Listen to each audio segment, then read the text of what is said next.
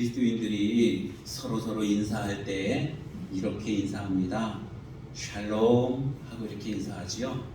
우리 한번 인사해 볼까요? 샬롬, 샬롬, 샬롬. 샬롬. 두 가지 의미가 있습니다. 하나는 평안하십니까 하는 의미가 있고, 또 하나는 평안하세요 하는 그런 축복의 의미도 있습니다. 여러분, 샬롬, 평안하십니까 하고 이렇게 질문을 하고 인사를 나눌 때에 우리의 삶에는 평안하지 못한 때가 있다는 것을 전제로 하고 있습니다. 우리 모두가 다 주님을 믿으면서 주님께서 말씀하시기를 항상 기뻐하라 이렇게 말씀하셨어요. 우리가 24시간 365일 항상 기쁘면 얼마나 좋겠습니까? 그런데 우리의 삶 가운데는 그리하지 못해요. 때로는 슬프고, 때로는 고민이 되고, 때로는 낙심하고, 때로는 두렵기도 하고, 여러 가지 그러한 우리를 정말로 평안하지 못하게 하는 그러한 일들이 있다고 하는 것입니다. 우리 인생 살아가면서 희로애락 늘 함께하고 있다는 사실을 우리는 알고 있어요. 여러분, 언제나 하나님께서 우리에게 정말 사랑이 많고 우리를 배려하고 우리를 세워주고 그러한 그 마음을 가지고 우리에게 때로는 근심을 주신다고 하는 사실도 여러분 기억하시기를 바랍니다. 근심이라고 하는 것이 다 나쁜 것이 아니라 때로는 하나님의 애정어린 그러한 음성이라고 하는 사실 여러분 꼭 기억하시기 바랍니다. 그러면 우리의 삶 가운데 근심이 올 때에 우리가 그 근심을 어떻게 받아들여야 하는가 하는 거예요. 근심한다고 해서 그냥 풀 팍 죽어서 고민만 하고 낙심하고 그러는 것이 아니라 이 근심이 될 때에 하나님의 음성을 듣는 거예요. 하나님께서 왜 나에게 이런 근심을 주셨을까? 이 근심을 이겨내기 위해서는 하나님의 말씀대로 내가 어떻게 살아야 되는가 하는 것을 우리가 알아야 된다고 하는 것입니다. 사람들은요, 근심을 하면서 성장을 하는 거예요. 사람들은 근심의 터널을 지나 참된 평안을 누리게 된다고 하는 사실을 꼭 기억하시기를 바랍니다. 그래서 성경 말씀에서 주시는 하나님의 뜻대로 하는 근심, 하나님이 주시는 그 근심은요, 하나님의 말씀을 돌아보는 거예요. 하나님의 말씀을 통해서 자기의 삶을 돌아보는 것입니다. 왜 이런 근심이 생겼을까? 왜 하나님께서는 나에게 이런 마음을 주셨을까? 하나님의 뜻은 무엇일까? 이렇게 생각해 보는 것입니다. 우리 말씀의 거울에 비춰서 자기를 돌아보는 거예요. 어떤 사람이 잔치집에 가려고 옷을 깔끔하게 빼입었습니다. 그런데 거울을 보니까 얼굴에 거의 많이 묻어 있는 거예요. 그러면 어떻습니까? 걱정이 되지요. 이렇게 가서는 안 되지. 그리고는 제가 깨끗하게 세면을 하게 될 것입니다. 이와 마찬가지로 그 거울을 보면서 그 마음에 불편함을 느끼는 것과 같이 하나님의 말씀을 통해서 우리 근심하고 또 우리의 삶을 돌아보고 우리의 삶을 고쳐나가는, 깨끗하게 나가는 그러한 지혜가 저와 여러분에게 다 필요하다고 하는 것입니다. 우리의 마음이 때로는 아플 수도 있어요. 때로는 하나님께서 주시는 말씀을 통해서 우리가 괴로워질 수도 있습니다. 근심하고 자기 자신의 삶에 대해서 슬퍼하는 그러한 일들이 있을 수 있다는 거예요. 그런데 여러분, 이것이 하나님의 뜻대로 하는 근심이라고 한다면 그것은 우리를 살리게 하는 것인 줄로 믿으시기를 바랍니다. 근심, 이 10절 말씀에 보면은 그렇게 말씀하고 있죠. 하나님의 뜻대로 하는 근심은 후회할 것이 없는 구원에 이르게 하는 회개를 이루는 것이요, 세상 근심은 사망을 이루는 것입니다. 하나님의 뜻대로 하는 근심은요, 우리에게 새로운 삶을 주는 거예요. 우리를 살려주는 것이고 우리를 구원하는 것이고 회개해서 온전한 하나님의 사람이 되게 하는 것, 그것이 바로 하나님의 뜻대로 하는 근심이라고 하는 것입니다. 여러분은 지금 어떤 근심들을 하고 있습니까? 어떤 분들은 물질 때문에 근심하는 분들이 있습니다. 어떤 분들은 관계가 깨어져서 그것 때문에 근심하는 분들도 있습니다. 어떤 분들은 직장 문제로, 어떤 분들은 건강의 이 일들로 인해서 근심하기도 해요. 장래가 불투명해서 근심하기도 합니다. 여러분, 그러한 근심 가운데 하나님을 모셔드리시기를 바랍니다. 하나님의 뜻대로 하는 근심은요, 이 모든 것들을 해결하고 우리에게 참된 생명을 주고 우리로 하여금 구원에 이르게 하는 그러한 좋은 근심이 된다는 거예요.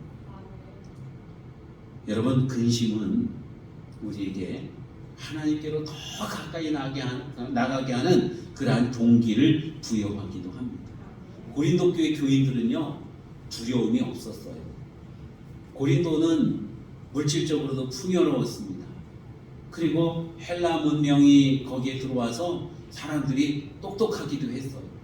그런데 여러분, 이 고린도 교회 교인들은요, 그러한 것들로 인해서 세상이 두렵지가 않았어요. 마음껏 무엇이든지 할 수 있다고 그렇게 생각을 했습니다. 그 두려움이 없기 때문에 나쁜 짓을 하기도 했어요. 교회 안에서 당파를 짓기도 했습니다. 누구는 바울파, 누구는 게바파, 누구는 아볼로파 이러면서 당파를 짓고 싸웠습니다. 다른 사람들을 헐뜯기도 하고 교회를 산산이 무너뜨리는 그러한 악행을 저지르기도 했어요. 그러면서도 두려움이 없었습니다. 여러분, 그들이 그렇게 악을 행할 수 있었던 것은요, 하나님에 대한 두려움이 없었기 때문에 그런 겁니다. 그런데 사도 바울이 그러한 교회에 하나님의 말씀을 전해줍니다. 고린도 전서가 바로 그거예요. 이 고린도 교회 교인들이 사도 바울이 전해주는 그 하나님의 말씀을 받아들고는 그것을 읽고는 근심을 하는 거예요. 우리가 정말로 하나님의 말씀대로 살지 못했네. 우리가 잘못된 길을 걸어왔었네. 내 몸에, 내 마음에, 내 영혼에 때가 묻어 있었네. 이대로 살면 우리는 하나님의 영광을 가리고 이대로 살면 우리는 정말 주님의 자녀로서 온전한 삶이 아니네. 그러면서 근심을 하게 되었다는 거예요. 자신들의 그러한 삶을 돌아보면서 슬퍼하게 되었다는 것입니다. 마음에 고민이 온 거예요. 고린도 교회 교인들 마음속에 한 가지 생긴 것이 있어요. 그게 뭐냐면 바로 두려움이라는 것입니다. 여러분, 하나님이 두렵지 않다고 생각했던 것은요, 하나님은 멀리 계신 하나님이라고 생각을 했기 때문에 그런 거예요.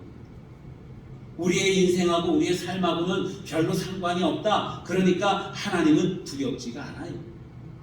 그래서 악을 저지르기도 하고 그래서 뻔뻔한 삶을 살고 그랬다는 것입니다. 그런데 하나님의 말씀을 접해 들고 보니까 하나님이 살아계시는 거예요. 하나님이 불꽃 같은 눈으로 우리를 지켜보고 계시다는 것입니다. 여러분, 하나님 면전 앞에서 우리가 정말 우리의 삶이 떳떳하다고 그렇게 말할 수 있겠습니까? 하나님의 살아계심을 우리가 기억하고 그것을 믿고 고백한다고 하면은 우리의 삶은 늘 두려움 가운데 있을 거예요. 그 두려움은 뭐냐면은 하나님이 살아계신다고 하는 두려움. 하나님이 지금 우리를 보고 계신다고 하는 두려움입니다. 두려움 그러면은 굉장히 부정적인 의미로 다가오죠. 성경에서는 이것을 하나님을 경외한다 이렇게 표현을 합니다. 하나님을 높여드리는 거예요. 하나님이 살아계심을 믿고 그것을 인정하는 삶, 이것을 바로 두려움이라고 표현을 하고 있습니다. 과연 우리의 삶 속에서 하나님의 살아계심을 느끼면서 살고 있습니까? 하나님께서 지금 내가 하는 이 말 하나하나를 다 듣고 계신다고 그렇게 믿으면서 살고 계십니까? 내가 하나님께 혹은 우리 이웃들이나 다른 성도들이나 다른 가족에게 하는 그 한마디 한마디를 하나님이 다 듣고 계신다는 것을 여러분 인정하시는가 하는 거예요. 하나님께서 주시는 그 근심은 이러한 하나님을 경외하는 마음이 들게 하는 거예요. 그래서 우리의 삶이 변화되어지고 고쳐지는 거예요. 고린도 교회 교인들은 하나님이 안 들으신다고 생각했어요. 하나님은 그냥 다른 어떤 그 미신들이 있는 그런 우상처럼 그냥 어떤 의미가 없는 분이라고 생각을 했던 거예요. 그런데 하나님의 말씀을 접하고 하나님이 정말로 살아계시는 것을 깨닫게 되었어요. 그리고는 근심이 옵니다. 우리가 지금까지 해왔던 모든 일들을 하나님이 다 알고 계신다고? 하나님이 다 보고 계셨다고? 내가 하는 말들을 하나님이 다 듣고 계셨다고? 마음에 찔림이 오고 마음에 두려움이 옵니다. 고린도 교회 교인들이 하나님에 대해서 경외하는 마음을 가지게 된 것입니다. 여러분, 하나님을 경외한다는 것은요, 하나님을 두려워한다는 것은요, 그냥 무서워하면서 사는, 그냥 공포 가운데 사는 그러한 삶이 아닙니다. 하나님과 늘 함께하는 삶을 의미해요. 하나님을 경외하는 삶, 하나님을 경외하는 그 사람에게는 하나님께서 치료하는 광선도 발해주신다, 그렇게 말씀합니다. 하나님을 두려워한다, 하나님을 경외한다는 말이 결코 부정적인 말이 아니라 하나님을 늘 인식하면서 산다는 것을 의미하는 겁니다. 우리 믿는 사람들이 그런 말 많이 씁니다. 코람데오, 이런 말 많이 씁니다. 이게 뭐냐면은 하나님이 지금 여기 계신다는 거예요. 내가 지금 어디에 있느냐? 하나님 얼굴 앞에 있다는 거예요.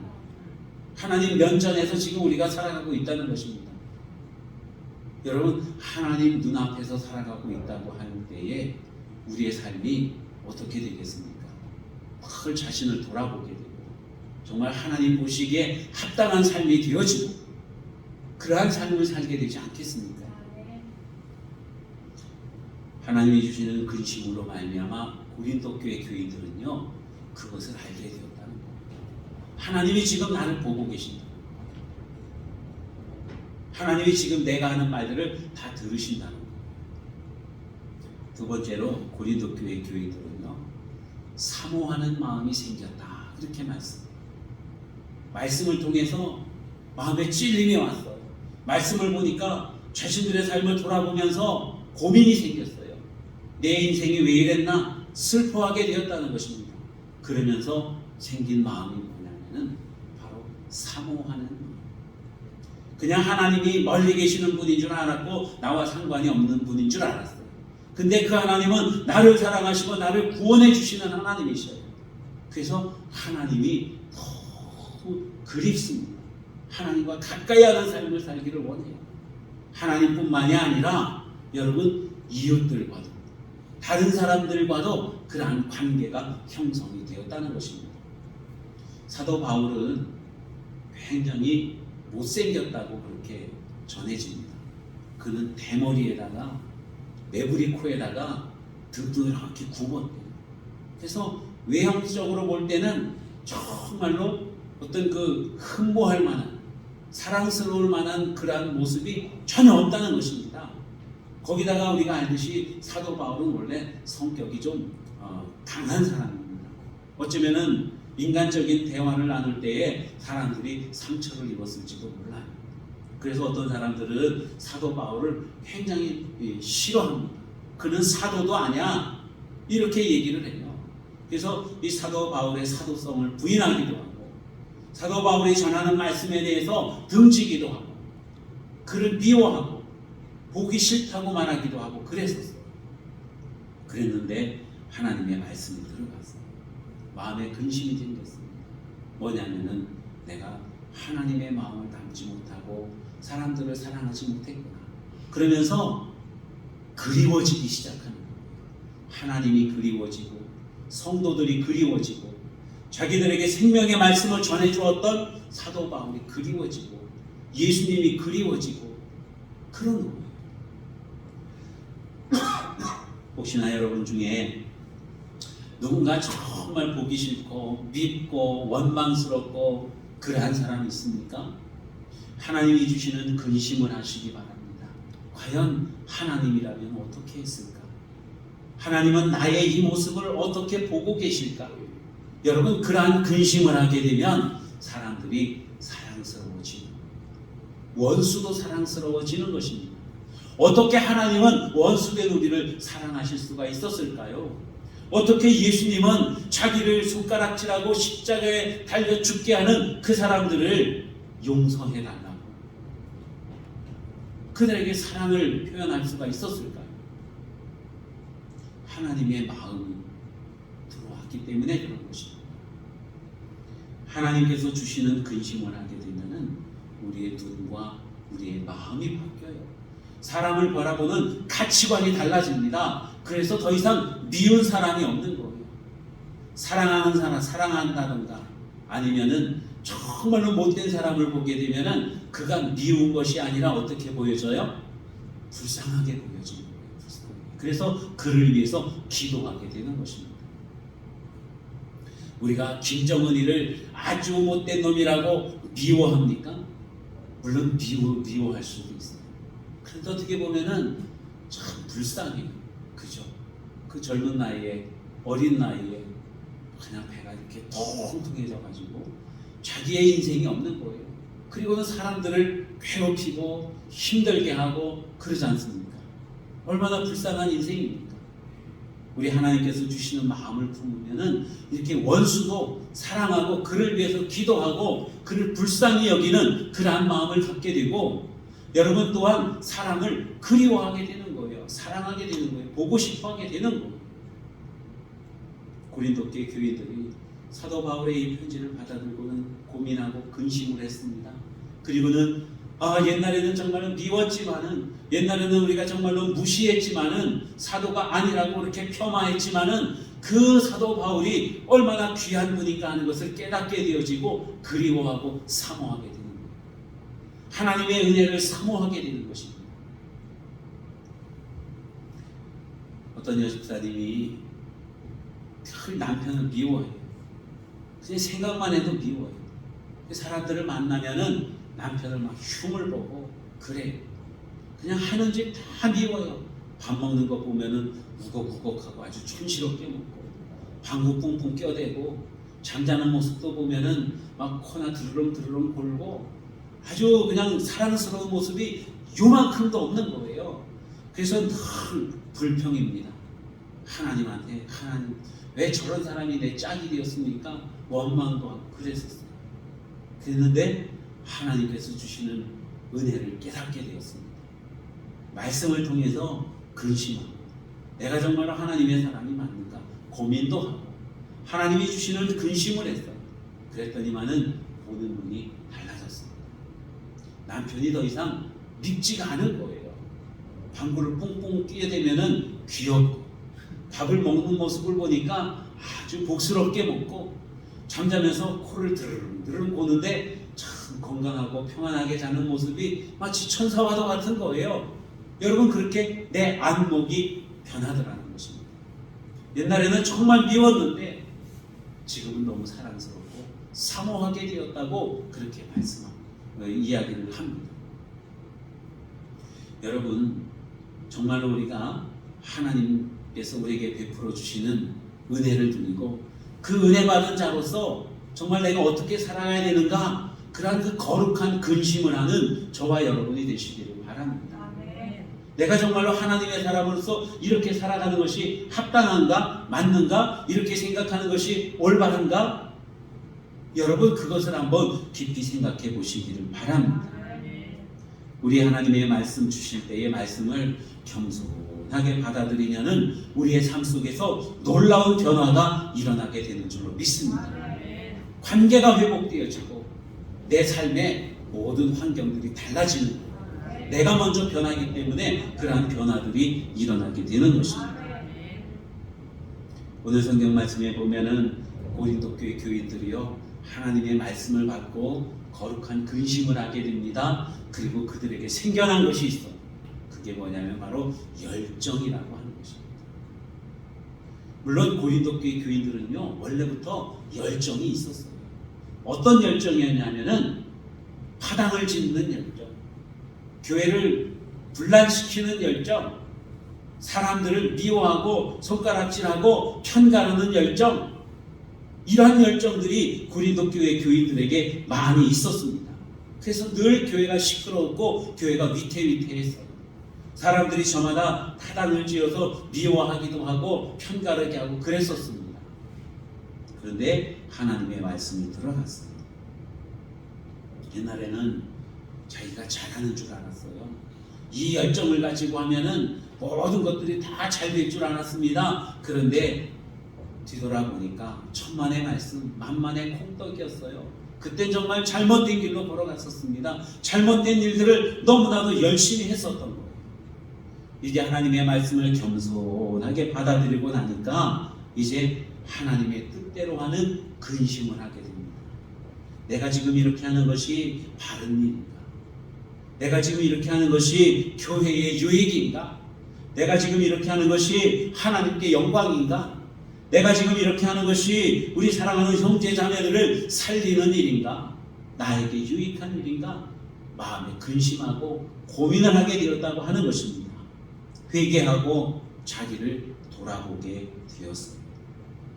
지금까지는 내가 정말로 잘한 것으로 열심히 살아왔다고 그렇게 착각을 했습니다. 교회를 위한다고 생각했습니다. 그런데 하나님의 말씀에 비추어 보니 그게 아니었다는 거예요. 그래서 하나님의 말씀을 겸손하게 받아들였습니다. 이제는 하나님의 의를 위해서 열심을 내게 되었다는 거예요. 나의 유익이 아니라 정말 교회를 힘들게 하는 것이 아니라 교회를 세우고 덕을 나타내고 하나님께 영광을 돌리고 그러한 일들에 대해서 열심을 내게 되었다고 하는 것입니다. 사도 바울을 비난하던 사람들이 있었어요. 저 사람은 사도가 아니야. 저가 전하는 말은 아무것도 아니야. 이렇게 했던 사람들이요. 이제는 바울의 말씀을 듣고 바울의 분부를 쫓아서 전도에 열심을 내기도 합니다.